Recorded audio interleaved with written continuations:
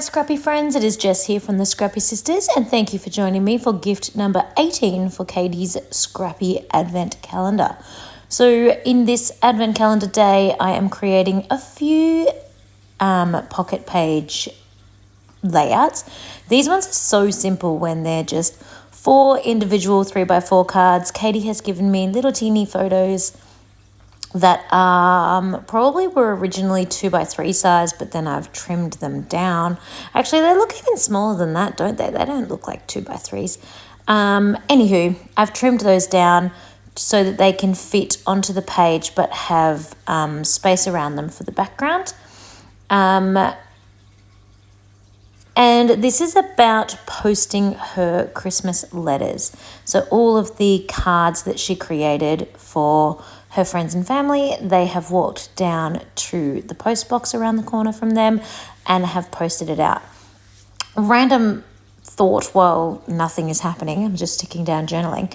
In Australia, I have noticed, or where I live, I have noticed that a lot of those post boxes are vanishing from the streets. There used to be a post box on like every corner, and now you can hardly find one. You basically have to go to the post office to post it in the one out the front. Katie's place has got like 5 of them within walking distance because she lives really, really close to one of those like retirement villages. The ones that aren't really like homes, as in you only have a room in like a hospital. The ones that are like each person has their own little mini house and they live within a community. She lives really close to a really big one of those. And so there's multiple entrances, and at the entrance of each one of those, they have a proper mailbox. And I guess that makes sense because people of that generation are more inclined to post real letters. And I just found that really interesting because I ended up actually posting my letters at her mailbox because it was the easiest one for me to find. That's how crazy it is. And I live 20 minutes from Katie's house. So anyway, random thought. I don't know what it's like where you live, but that's what it is like where I live. So as you can see, I am now doing a little one of those 2x2 cards, and I use my same little trick. Hopefully you've seen the other one of these where I used the front cover of a paper pad that has 2x2 squares as the front cover, like example of each individual picture.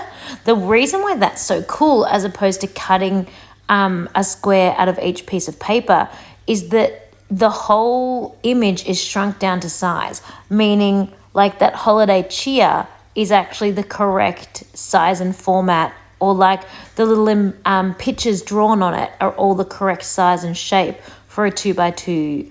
If I had have cut that red ho-ho-ho paper, the one with the little bit of journaling and the love heart on it, out, or really any of them, you would only get like 2 letters in it in the 2x2 square if it was the size it needed to be for a 12x12 layout. I don't know if that makes sense. I hope it does.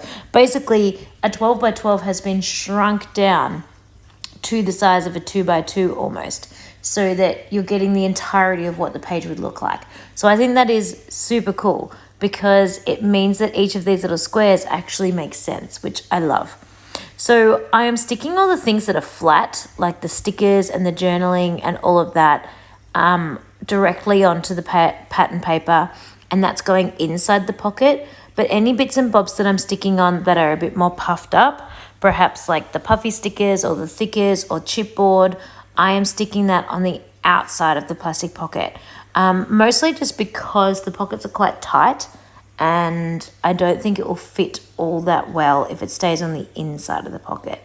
I am being a little bit conscious throughout this entire layout of trying not to have way too much bulk. I'm a tiny bit worried because I haven't been testing.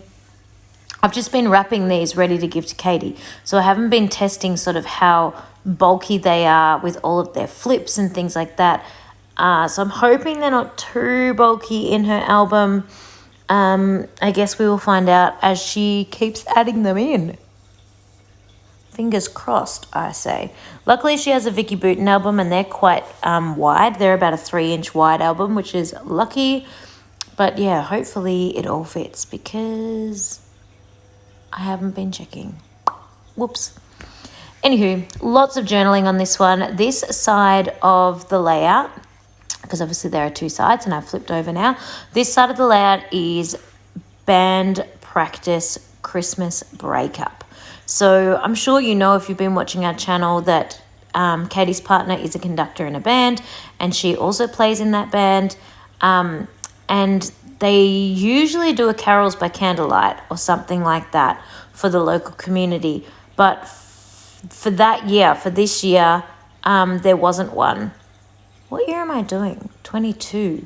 I'm not sure why. I don't think it would be COVID related. It's possible that there just wasn't one organised. It's possible there isn't one this year either, 2024. So it's possible that they only do them every second year, because there was one last year because I sung at it. So possible 22 didn't have one, 23 does have one, 24 doesn't. Maybe that's how it works. I don't really know. But they didn't have one. So they had a band practice party where they played Christmas carols and just had like a breakup party where they played fun songs. And Katie and Danny took their two kids. And so Lincoln is having a go on his little trumpet.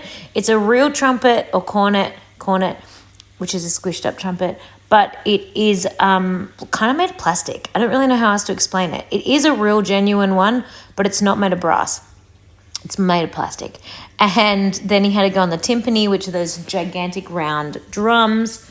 And so he would have been so loud and annoying, but they loved him. Her journaling was everyone loved him and thought it was really cute, so that's nice. And then Addie sat on this floor and smiled at everyone because she's cute. Thank you so much for watching, everyone, and I will see you all on the 20th.